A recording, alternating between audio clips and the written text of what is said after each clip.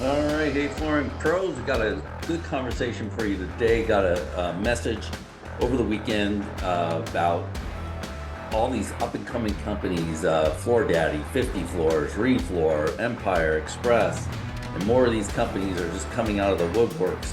They're spending thousands of dollars in our market. We have a company spending $100,000 a month in our market.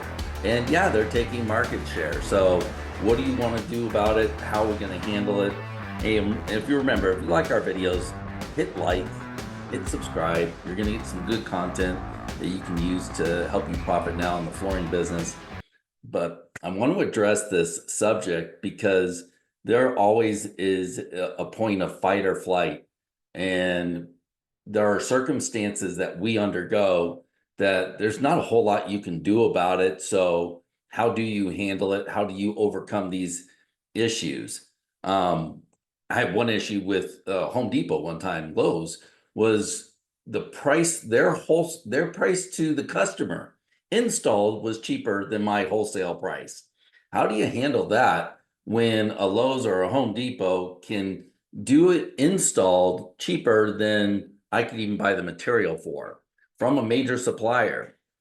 You know, one of the major problems that we have, it's tough to find good installers for everything we're doing.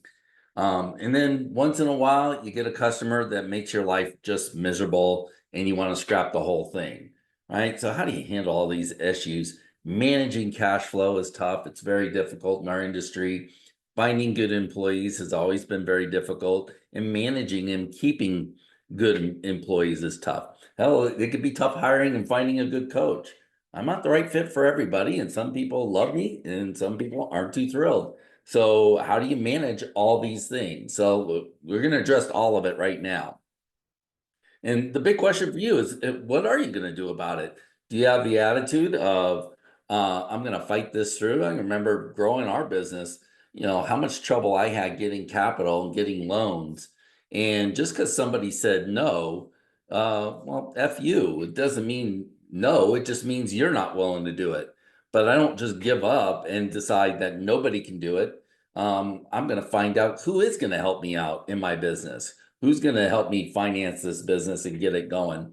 Everybody I've talked to has had trouble getting capital at one point or another, and it's not handed to you just like candy. You got to fight for it. So you got to fight for everything you want to do. You got to look at guys like Jason Goldberg, who's just building an empire and doing really good. Well, the dude wakes up at 4 o'clock in the morning, goes into work. He's in work while most of us are still in bed. He's willing to outwork everybody to get where he's at. So what are you willing to do to get what you want? What kind of fight do you have in you? Uh, so let's talk about marketing at first, beating the competition without dropping your drawers. How do you beat this competition and how do you outsmart them and market against the big boys who are just outspending us like crazy? So the one way that you do it, the first way you do it is dominate a product category. Decide what product. Is carpet? If is it going to be laminate or luxury vinyl? I'm not a fan of luxury vinyl as a marketing category because it's very expensive. If you're great at tile, dominate that tile category. If you're great at hardwood, dominate that category. When you're a small company and you're competing against the big boys, you can't afford to market everything that you do. You're going to water down your efforts. So you've got to dominate a product category and do that in a small area, about 15 miles outside your showroom. I wrote a lot about it. If you haven't picked up your book yet, order a copy. I'll put a link below for you to do that. The Flooring Business Playbook. We talk about these marketing strategies in there and how you can do that. Other ways that you can market that the big boys aren't. Join networking groups. Get involved in networking. It's really good. Utilize social media. They're advertising on social media, but they're not utilizing social media as a social platform. They're only doing ads on there. Us as smaller companies and as people can advertise on there and make people feel good about going with us. We're doing a lot of ads that are working great now. We're testing messages that the big boys aren't doing. Everybody else is selling either a price or the quality of the product, how durable the product is. It's waterproof. You could light this product on fire. Who cares? and people are looking for gorgeous flooring. They're not looking for cheap flooring. The cheapest flooring out there that I found is the one that they already own. They don't have to do new flooring. So if they're really into cheap flooring, they just aren't going to buy flooring at all. And here we are pushing this cheap flooring, cheap flooring. I was just talking to a guy this last week. He's got the lowest prices in town. He's dead. He's not doing any business. He's not doing any real business, nothing significant, because the low price strategy just doesn't work. It doesn't work in our industry. And I always challenge people, who's a low price leader in your area? You can't name one because there is nobody leading the industry with low prices. So utilize the social media, create videos, create good stuff.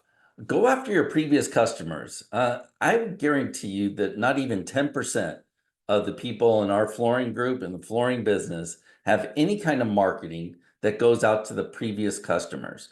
It's not easy to do. It's something that I was never as good at as I wanted to be. But going after, staying in touch, creating an email campaign, even calling them once in a while. If business is slow, man, pick up the phone and call the previous customers back. See if they got anything they're working on, or if they got anybody they can refer. Their parents are moving in, the kids are moving out, anything that's going on that is changing their lives, they may need your service again. And all right, so that's a lot on marketing there. Get you going. There's just a lot of strategies that have yet to been tried and implemented. And there's a lot of things you can do without having to spend the kind of money that these empires are spending to just drive up the cost and make the effectiveness much less. Let's talk about the installer problem, dealing with the installer problem. Those guys are out there.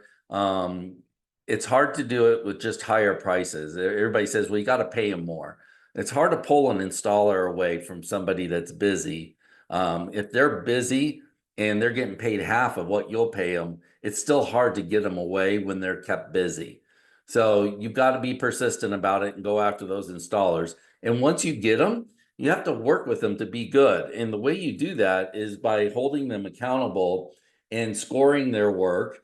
And then you got to recognize and reward, recognize them and give them a reward, give them a bonus. But the funny thing about the bonus, again, it's not money that keeps them there. It's that reward. The bonus is the recognition that they need to feel good about their job. Now we have our customers score the installer from 1 to 5. When they get a 5, we ask the customer, hey, would you do a review on that installer and mention that installer's name on your review? Customers are happy to do it. It boosts up your reviews, but then take that review, print it out, circle the installer's name, and post that on your warehouse. Man, that installer is going to want to work for you. They're getting the recognition. They take more pride in the work that they're doing. So, and they do a fantastic job. A lot of these guys, they work so hard. So they just need to realize the impact that they have on people's lives because it's really significant. So when you do that, they would much rather work for you than somebody that keeps them busy, even if they're paying them well. There's, you probably at one time quit a job or stopped working for somebody that paid you well because you didn't like them. You didn't like working for them. If they like you, they're going to stay there. They're going to be loyal to you and help you grow the company. You got to get them involved. Managing cash flow. That's a tough problem, man. Managing cash flow for small companies. We've got these companies like Tesla and Amazon, huge companies. Tesla, richest company in the world, operated in the red for how many years until they became profitable?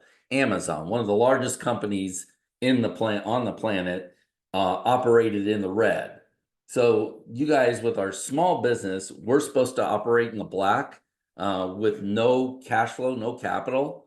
Don't be afraid of capital. Going out, getting a loan. Best bet is getting a credit line so you can utilize it if you need it, and maybe you don't have to utilize it. Some people are afraid of debt. Think about that relationship that you have with money. It's really hard to build a business without taking on some debt. My goal with Carpets of Arizona, I wanted to get to $5 million within 5 years, and I knew it was going to take about 500,000 of debt over time. I wasn't going to get a $500,000 loan. I just knew it would build up to that much. And sure enough, that's about where we were at. And we were able to get good loans like an SBA loan and chop away at that and pay that down. So you got to ramp up to where you want to get to, and then you're able to pay that debt down. This is for those of you that want to grow. There are some of you guys that resist this kind of message because you're fine where you're at. If you're fine where you're at, that's great. Nobody's telling you what to do or what you have to do. I'm really speaking to those of you that want to have a growing business and a more profitable business. And not only that, a business that you can sell someday. So are you growing the business for you, your lifestyle? You want it, you're going to be in it forever? Or would you like to do other things in life and even have the opportunity to sell your business, and possibly you could start up another flooring business, or you can get in a different industry? But it's a wonderful life, and it'd be nice to have the opportunity to do multiple things or whatever it is that you pictured yourself doing. And if that's running a flooring business, that's fine. Just as long as that's what you want to do, that's what you're happy doing. Managing employees, got to have a weekly meeting. So if you haven't had a weekly meeting, I got this idea from Chet Holmes. And it's probably one of the most significant changes I made to my business at the time. And even though I was a small company, I just had 2 employees. I had a weekly meeting with Bob. Bob answered the phones, but Bob helped me to set the parameters for my business. Even though he might not have added to the conversation, he was a sounding board for me to work with and help me talk this stuff through, think it through, and achieve greater performance. Keeping score of the game, making sure that, one, I had goals, and two, I was keeping score to see where I was at each month. You got a lot of people that aren't happy with where they're at, but they have no idea where they're at because they're not keeping score.